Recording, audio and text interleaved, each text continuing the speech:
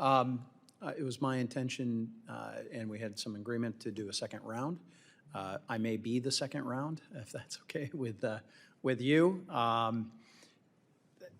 Want to ask about a recent investigation by the China Select Committee, which revealed that Nvidia has engineers in China that work closely with Chinese AI labs like DeepSeek. These engineers can get in-depth access to data centers and help troubleshoot DeepSeek's AI model training runs. General Prohibition 10 of the EAR prohibits companies from even facilitating another person's violation of U.S. export controls. If DeepSeek is violating U.S. export controls by using Blackwells to train their models, as has been reported, are these NVIDIA engineers at significant risk of violating General Prohibition number 10? Thank you for the question, Congressman. Again, I really appreciate your interest and the amount of work you've done to support us in this regard.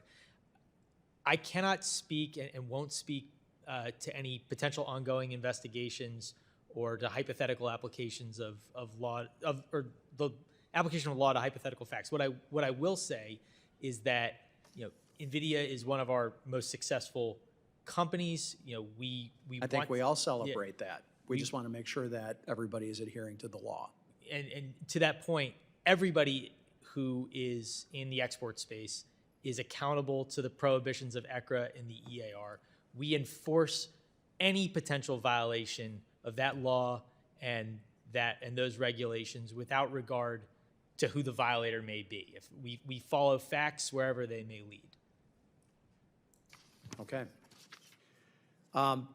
One of the key roles export enforcement plays is in conducting end-use checks worldwide, in which BIS ensures that technology that is sold goes to where it actually should be arriving.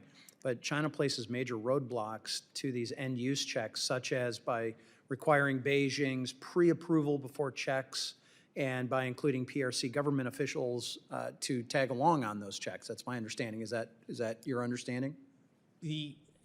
Not unlike other countries, Congressman, in which we perform end-use checks. Yep. It is often the case that host nation law enforcement or host nation government representatives accompany ECOs on end-use checks. And I'll just note that oftentimes that is to the benefit of the ECO in order to garner cooperation from the target of the end-use check. Okay, great. As long as those tag-along agents are actually interested in forcing that cooperation, that would be my observation. Well, the wait times, my understanding is the wait times between U.S. government's request for an end-use check and the PRC government's approval has sometimes stretched well over a year, if it has been approved at all. So how many, you started to address some of this, how this works, but how many end-use checks did BIS conduct in China last year? And what do China's policies around end-use checks tell us about what conditions we should put around our sales to China? And finally, when was there a bilateral agreement between America and China that governs end-use check access negotiated?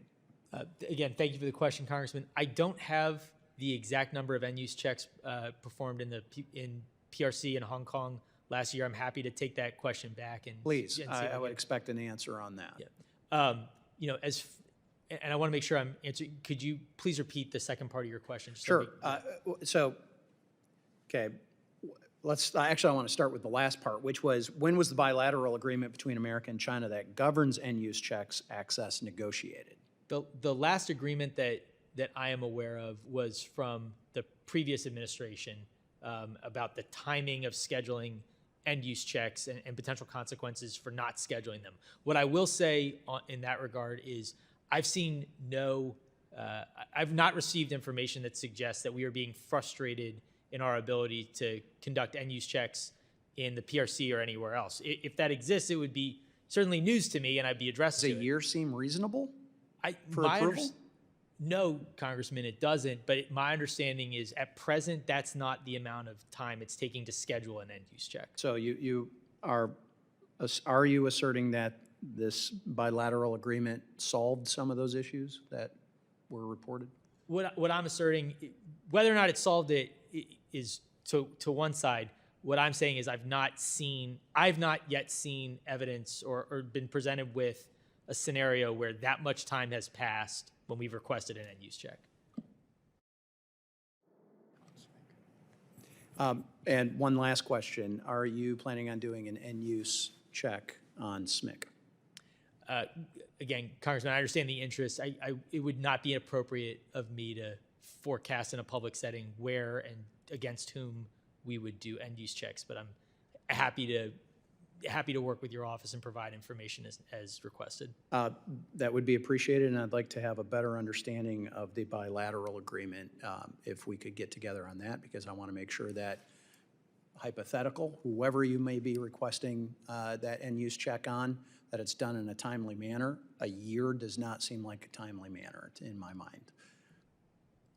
My time has expired, and again, I do want to say thank you. We deeply appreciate your time, your effort. We know, as a former staffer myself, I know that voluminous book in front of you just didn't appear unless it was AI generated. I'll let others address that or not. Staff are shaking their head. No, it's not, as I know it wasn't. But I just want to say thank you. We do appreciate your valuable testimony, and to the members for their questions. The members of the subcommittee may have some additional questions or follow-up questions. You've heard some from Congresswoman Salazar and others. We'll ask you to respond to those in writing. Pursuant to committee rules, all members have 5 days to submit statements, questions, and extraneous materials for the record, subject to the length limitations. And without objection, the committee stands adjourned.